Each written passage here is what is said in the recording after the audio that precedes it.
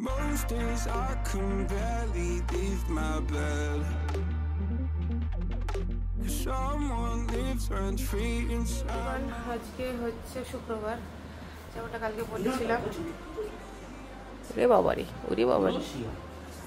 যেমনটা কালকে বলেছিলাম আজকে কলেজ যেতে হবে। আমি যেতাম না, কিন্তু যেতে হবে, কিছু করার নেই। যাই হোক, 8টা বাজে এখন, উঠে ফ্রেশ ট্রেশ হলাম, স্নান করবো। আর রোদ বেরিয়েছে, ওটার জন্যই আমার বেশি বিরক্তি লাগে যেতে।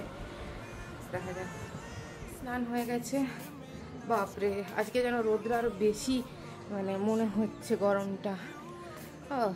আমার ভাগ্যটাই এমনি। হ্যাঁ, যখন বাড়িতে থাকি তখন কোনো দিন মেঘলা হয়ে থাকে, বেশ ওয়েদারটা সুন্দর থাকে। বাট কলেজ যেদিন যাব সেদিন আমি নোটিস করেছি কখনো আজ অবধি একটু মানে ভালো ওয়েদার হয়নি। সেই দিনই সব থেকে বেশি রোদ বেরোবে, গরম হবে।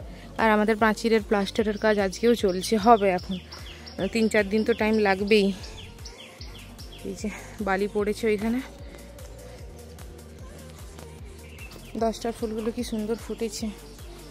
10টার ফুলের আমি জানি না, একটা নতুন ট্রিক্স আছে। এই লাল ফুলটার সাথে যদি তুমি এই পিঙ্ক ফুলটা জাস্ট এমনি কি বলবো মাথায় ঘষে দাও না, কালকে সকালে দেখবে একটা নতুন কুঁড়ি এসছে। এই গাছ থেকেই কুঁড়ি হবে। এখানে কুঁড়ি এসছে, কুঁড়িটার যে ফুলটা ফুটবে তার কালারটা একটু অন্যরকম হয়ে যাবে। এবার এটা আমি জানতাম না, এটা দোয়েলা আমাকে বললো, আগেও করেছে। তো আমি ভাবলাম করবো, কিন্তু ভাবলাম এখন করবো না, থাক পরে করবো। আপাতত নিচে যাই, নিচে গিয়ে ডোরাকে খেতে দিই। ছটপট করছে, ওকে আমি ছাদে আসার সময় ডাকলাম, ও একটা সিঁড়ি উঠে দাঁড়িয়ে গেল, তারপর আবার পিছিয়ে চলে গেছে আমার যা মনে হয়। হ্যাঁ, আজকে ডিউটি নেই, সেই কারণে সকাল সকাল দেখি রান্নাঘরে চর্চার আওয়াজ হচ্ছে। হ্যাঁ বাবা, আমাদের বিশ্ববিখ্যাত রাঁধুনি অনেকদিন পর আবার ফিল্ডে নেমেছে। ও এই আমি না, শোনো, আমি কলেজ যাবো ঠিকই, কিনা ভাবছি ভাত না খেয়ে যাবো। দুধ আর আলু দিয়ে মুড়ি খেয়ে চলে যাই, দুপুরে এসে ভাত খাবো। হ্যাঁ, আমি টিফিনে চলে আসবো। হ্যাঁ, টাইম হলো না, খেতে বসে গেছি অলরেডি। রিমু হচ্ছে কলা, আম, দুধ দিয়ে মনে মুড়ি খাবে। হ্যাঁ, কারণ আমি দুপুরে চলে আসবো, এসে তখন ভাত খাবো। আর আমি একটুখানি ওই যে ভাত খেয়ে নিচ্ছি কালকে শশার তরকারিটা দিয়ে। শশা শনিবার তরকারি ছিল, ওইটা দিয়ে টক আর ঘ্যাঁট হচ্ছে, ধরে দিয়েছি, একটু করে নেমে যাবে। এখানে আম আর কলা দিয়ে মুড়ি খাচ্ছি দুধ দিয়ে, ভিডিও আপলোড হচ্ছে।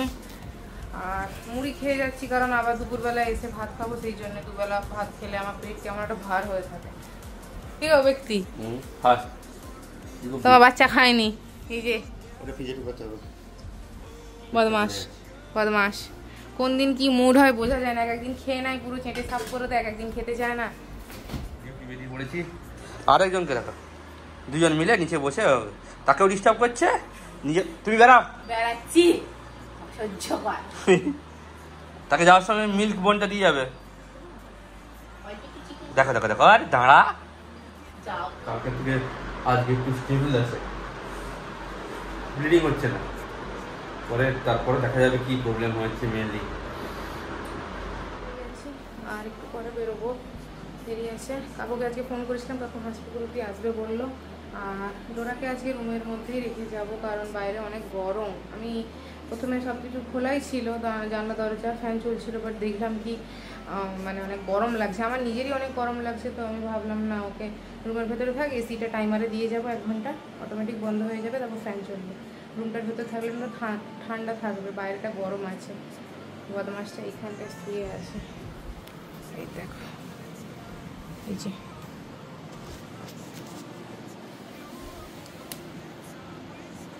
এই যে বদমাসটা শুয়ে আছে, ঘুমাচ্ছে গো। আমি আবার এই ক্যালসিয়ামের এটাও খায়, এটা বের করালাম। দোয়েল আমাকে বললো যে কি তুমি যাওয়ার আগে এটা ওকে একটা দিয়ে যাবে, ও চিবাতে ঘুমিয়ে যাবে, তোমার পেছনে দৌড়বে না। কিন্তু ও তো তার আগেই ঘুমিয়ে গেছে। বসলাম, মানে বসছি আর কি, কারণ ডাইরেক্ট এসি থেকে বেরিয়ে মানে রোদে বেরিয়ে যাবো, আরও বেশি কষ্ট হবে। তার থেকে একটু ফ্যান চালিয়ে বসি বাইরেটা, একটু পরে বেরোচ্ছি। কাকু 5 মিনিট লেট হবে ফোন করেছিল, নাহলে আমি এখনই বেরিয়ে যেতাম, আর একটু পরে বেরোই। যাওয়ার সময় একবার নিচে কি কাজ হচ্ছে দেখে যাব, কারণ যখন আমি ফিরবো তখন কাজ শেষ হয়ে যাবে। আর এক্সস্টেড থাকবো, তখন আর ইচ্ছে করবে না পেছনে দিয়ে দেখার। তাই এখনই একবার দেখি।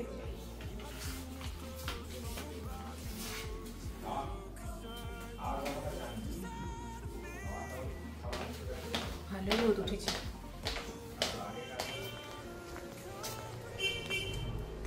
কি গো, সে কিন্তু উপরে আছে, কাজ হচ্ছে। গাছটা দেখি।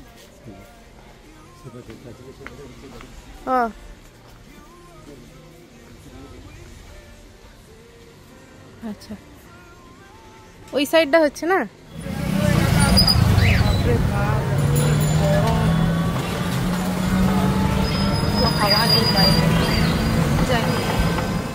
আজকে টিফিনে চলে যাবো, কাকুকে বললাম, তাও আর একবার ফোন করে মনে করিয়ে দিতে বলেছে।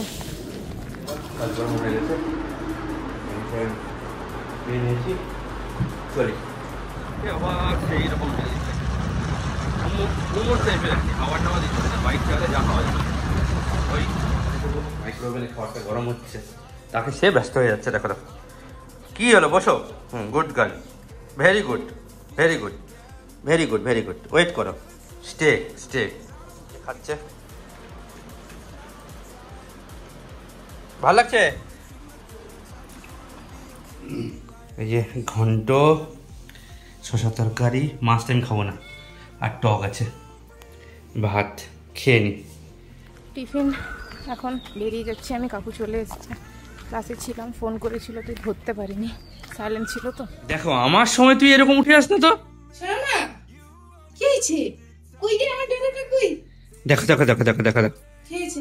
হ্যাঁ, মানে অনেকটা খেয়েছে, একটু রয়ে গেছে। আচ্ছা ঠিক আছে, গুড। ও ঘুমাচ্ছিল একদম নাক ডেকে ডেকে। পরে চালবে, আমি উপরে উঠিয়ে দাও। ওপরে ছিল না, নিচেই ছিল, ঘুমাচ্ছিল নিচে। বললাম তো কি এসছে দেখ। বাহ বেটা বাহ, এই হচ্ছে তোর রে গুরু দক্ষিণা। চলো থাকে না ঘরে বেশি বড় বড় কথা। তারাও এই যে ফ্রেশ ট্রেশ হলাম একটু। আর সকালে যে তুমি মুড়ি খেয়ে গেছিলাম, ভাত খাইনি, তো এখন ভাত খাচ্ছি দুপুরবেলা। মাছের টক, কুমড়ো ঘন্ট আর ঢ্যাঁড়সের ঝাল। আর একজন এখানে শুয়ে আছে লম্বা হয়ে, আর একটা বাচ্চা এখানে তার হাড়টা চিবাচ্ছে। হাড় মানে ওই চিউ স্টিকটা। হ্যাঁ, আমি খেয়ে নিই, টিভিতে ব্লগটা চলছে।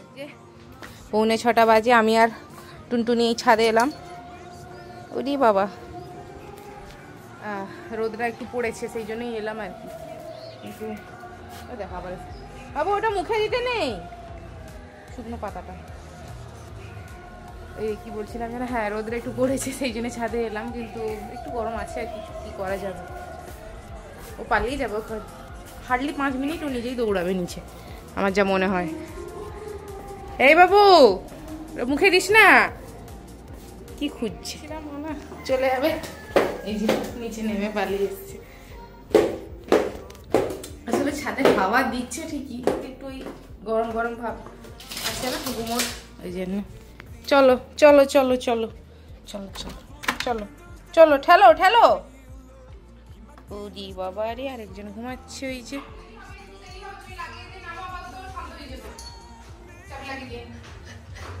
চললাম। চাবি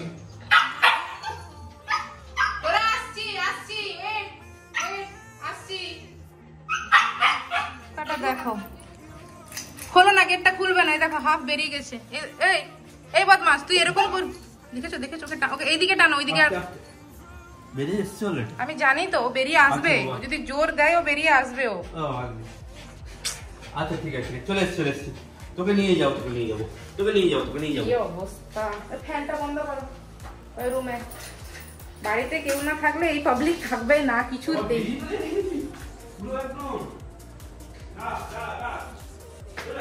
বদমাস, কি অবস্থা।